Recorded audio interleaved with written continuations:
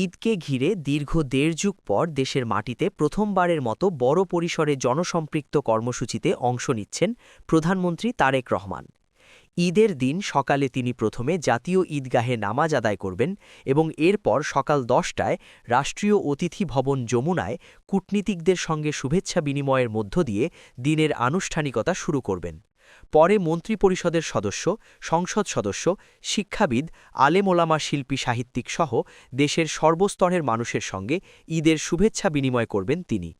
প্রধানমন্ত্রীর অতিরিক্ত press secretary Atikur Rahman জানিয়েছেন, এ আয়োজনটি হবে একটি উন্মুক্ত শুভেচ্ছা বিনিময় অনুষ্ঠান, যেখানে বিভিন্ন শ্রেণী পেশার মানুষ অংশ নেবেন।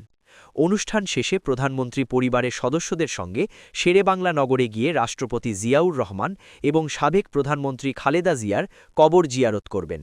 উল্লেখ্য, প্রায় ১৭ বছর লন্ডনে অবস্থানের পর গত বছরের ২৫ ডিসেম্বর দেশে ফেরেন তারেক রহমান এবং চলতি বছরের ১২ ফেব্রুয়ারি অনুষ্ঠিত জাতীয় সংসদ নির্বাচনে জয়ী হয়ে প্রধানমন্ত্রীর দায়িত্ব গ্রহণ করেন তিনি।